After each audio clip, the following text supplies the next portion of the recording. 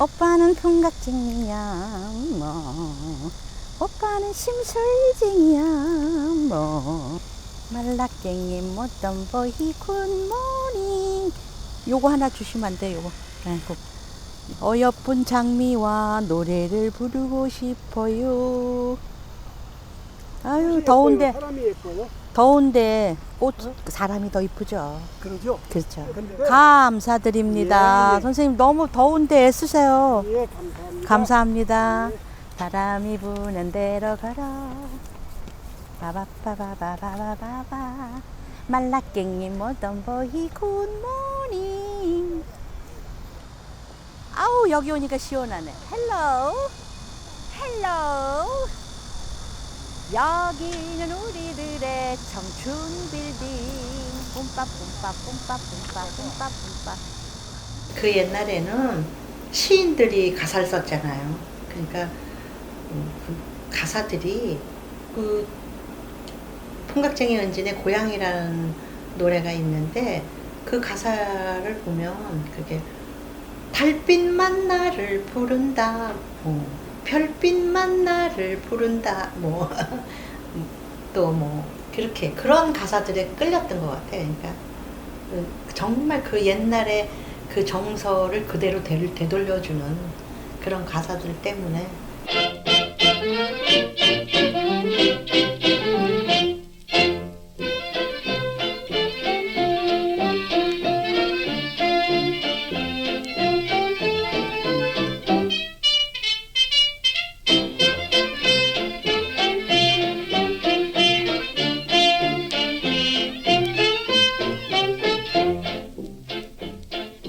옛날에 금잔디 동산에 매기같이 앉아서 식민지 조선에서 재즈라고 하는 것, 이게 좀 복잡하게 설명을 해야 되는데요. 우선 일제강점기의 대중가요를 크게 분류를 좀 해보자면 크게 이제 그 당시에 곡종명이라는 명칭을 썼어요. 곡의 종류, 양식을 나누어서 명칭을 붙였죠.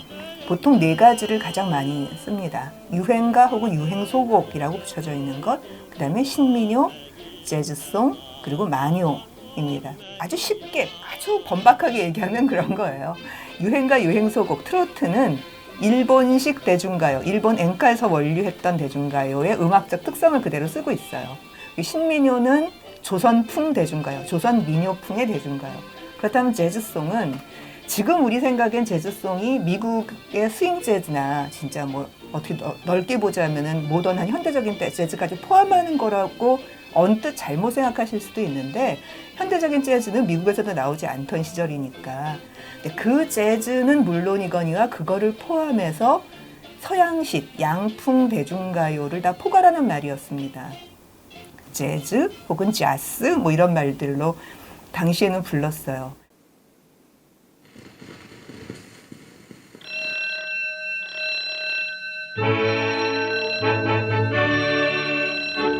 모시모시 모시모시 본격 후다센 나나야고 하지조 양반요. 재즈송은 가장 현대적이에요. 그러니까 대도시의 아주 모던한 풍경이나 세태, 모던보이 모던걸들의 좀 웃기는 이야기라든가 모던한 도시의 풍경이라든가 뭐 무슨 빌딩 숲의 모습이라든가 이런 것들을 그리고 있는 게 굉장히 많습니다. 그래서 가사 내용으로서도 상당히 차이를 보여요. 아이고 망치켜라 I don't know bye bye. 아차차차차 접근지 말어요. 저도 맞대. 끊으면 나는 시려 나는 몰라요.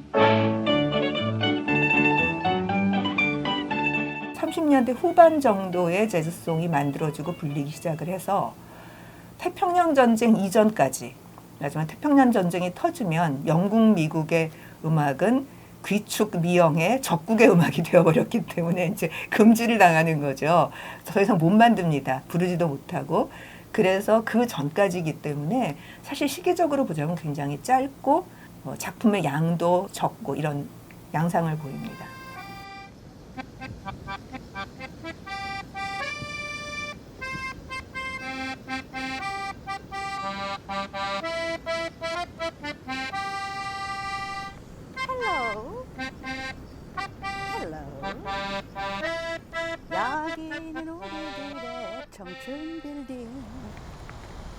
저기는 우리들의 청춘들이 머리랍니다.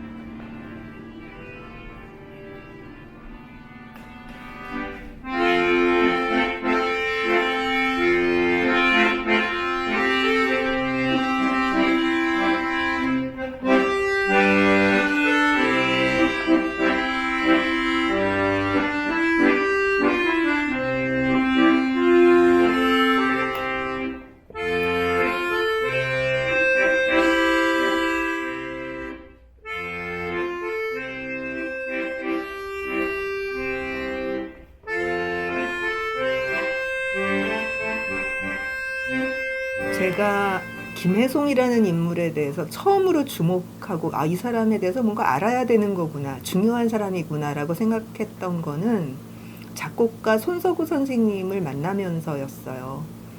본인이 어떻게 대중음악인이 됐는가라는 얘기를 하면서 김혜송의 연주를 듣고 내가 이 사람처럼 연주를 하고 싶다라고 해서 조선악극단을 찾아갔고 처음에는 거절당하고 나중에 결국은 거기로 들어가서 김혜송의 제자처럼 성장을 한 이야기를 쭉 들려주셨어요. 그러면서 김혜송이 그 당시 조선악극단의 3명의 작곡자와 밴드마스터라고 할 수 있는 박시춘, 손목인, 김혜송, 그 중에 탑이다 이렇게 얘기를 하셨거든요. 손석구 선생님이 본인의 작품들을 모아서 이렇게 책으로 간략하게 내셨는데 그 첫 시작에 삼가 하늘에 계실 김혜송 선생에게 이 선집을 바칩니다.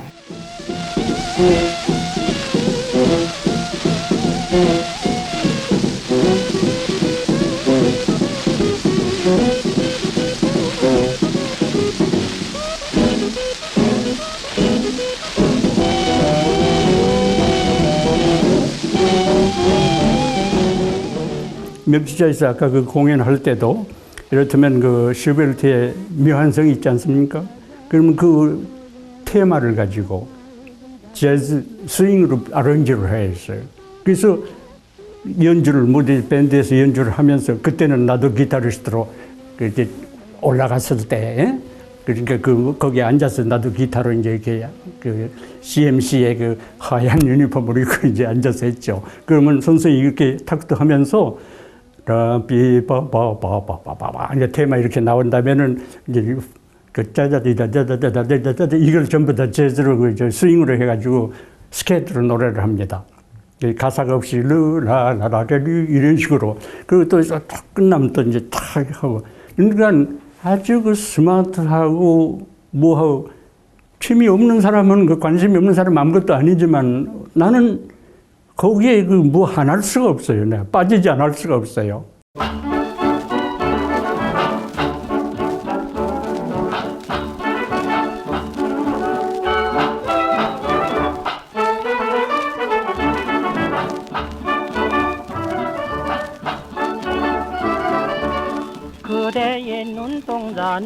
그대의 눈동자는 어여쁜 여술가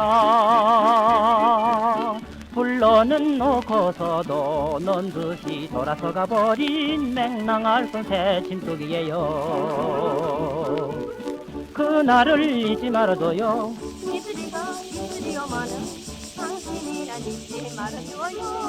네, 일단 김혜송의 젊은 시절 모습을 볼 수 있고 사인도 이렇게 남아 있습니다. 그리고 OK 레코드 전속이라고 적혀 있고요. 예명은 김혜송, 본명은 송규. 근데 여기서 김혜송 하면은 또 빠뜨릴 수 없는 게 그 부인이 대단한 인물이죠. 지금 왼쪽에 보시는 사진이 1936년 12월 24일, 신랑은 김혜송, 신부는 이난영. 예. 두 사람이 이제 부부가 됐죠. OK 악사 일대의 결혼 행진곡이며 아까 그 사진으로도 봤던 OK 밴드들이 다 참여를 당연히 하객으로도 왔지만은 연주를 했다는 겁니다. 결혼 행진곡을 연주를 했다는 얘기인데 아마 좀 소설적 상상력을 보태면은 결혼 행진곡도 재즈 매기처럼 재즈풍으로 편곡을 해서 연주를 했을 것 같아요. 그게 김혜송스럽거든요. 유정천리라는 모임은 2009년에 시작을 했습니다. 1960년대 이전 그 SP 음반 시기에 옛 가요를 좋아하는 사람들의 모임, 그래서 옛 가요 사랑 모임 유정천리라는 이름으로 시작을 했고요.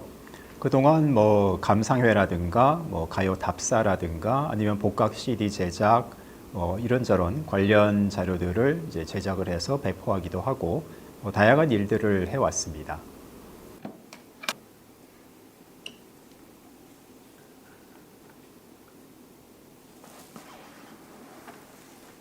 1936년도에 발표된 단풍제라는 곡입니다.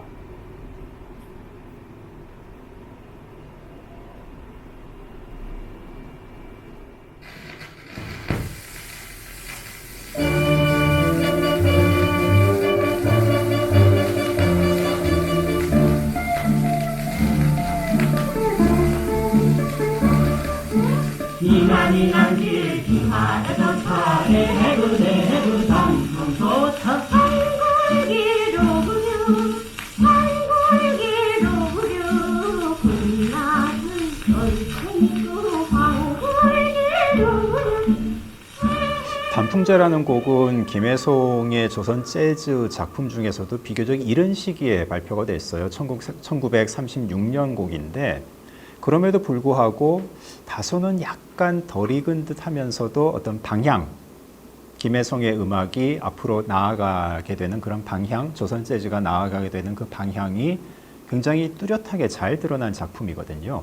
민요적이면서, 그러니까 한국적이면서 조선적이면서도 당대 재즈의 어법을 나름 어쨌든 과감하게 접목을 시켜보려고 한 그런 시도가 굉장히 돋보이죠. 지금 보시는 자료는 OK 레코드에서 제작한 월보라는 게 있습니다. 매달 음반회사에서 새로운 음반을 제작해서 발표를 하면은 그런 것들을 소개하는 이제 카탈로그라고 보시면 되거든요. 그 중에 이제 우리가 들어볼 곡은 기악, 경쾌한 방아타령입니다. 사실 이것 때문에 오늘 이 자리를 좀 준비했다고 해도 과언이 아닐 텐데요. 저도 이 노래가 이게 남아있구나라고 알게 된 게 불과 몇 달 안 됩니다. 역시 김혜송 하면은 연락선은 떠난다, 선창 이런 게 편하지 이런 경쾌한 방아타령은 쉽진 않았을 것 같습니다. 근데 그럼에도 불구하고 이런 음반이 제작이 될 수 있었던 이유는 김혜송의 노력도 있지만은 그에 못지않게 사장님 이철 그 자신도 밴드맨이었던 이철의 어떤 그 배려 이런 것들이 분명히 굉장히 중요하게 작용을 했을 것 같습니다.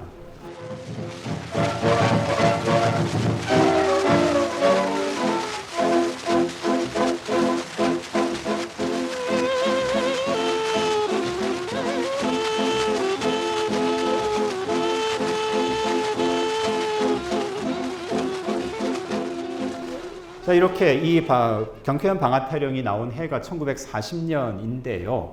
근데 이 1940년은 조선 재즈에서 가장 말하자면 화려한 어떤 한 절정의 순간인 동시에 안타깝게도 이제 막을 내리는 순간이기도 했습니다. 이게 1940년 8월의 신문 기사입니다. 재즈 음악에 이제 철퇴를 가한다는 그런 제목이 보이죠. 왈츠도 엄중 제한.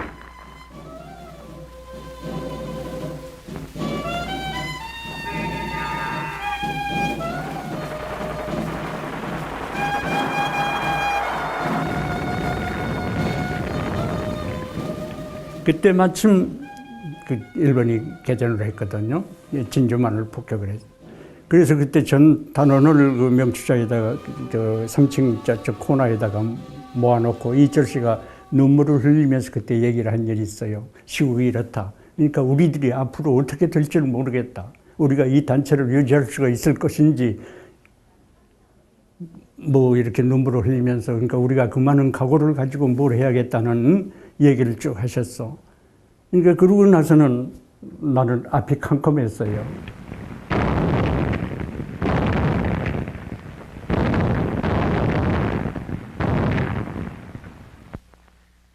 김혜송이 1950년, 그러니까 전쟁 중에 사라졌어요. 남한에서는.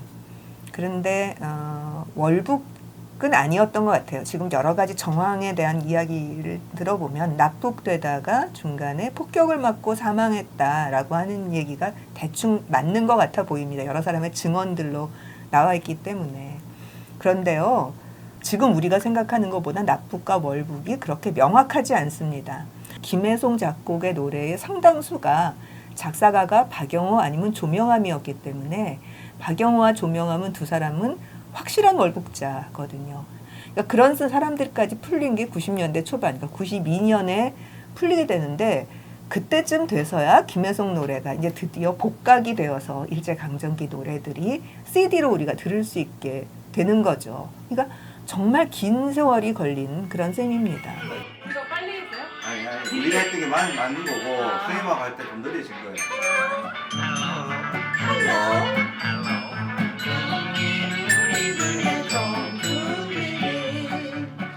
빨라.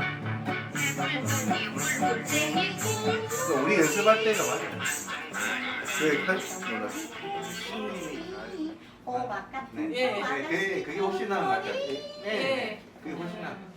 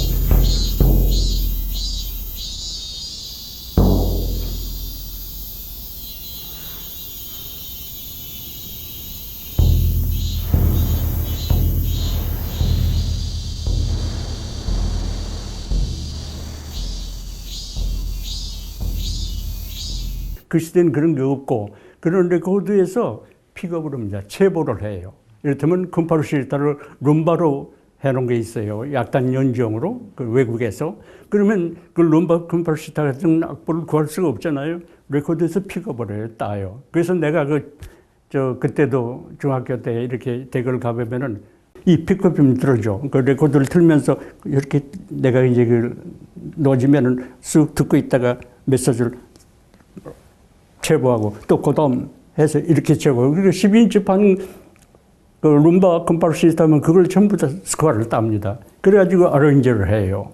그걸 밴드에서 연주를 하고.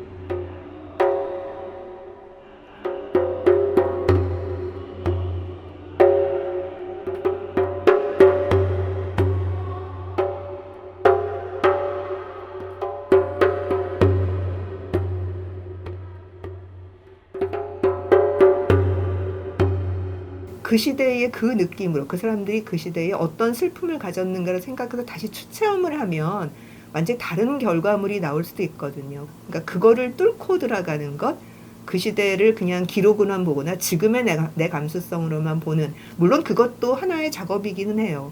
또 한편으로는 1920년대 혹은 1930년대, 40년대 그 사람들은 도대체 뭘 먹고 어떻게 경성바닥을 휘저으면서 이 짓을 하고 다녔을까? 어떤 성정을 갖고 있는 인간들이었을까?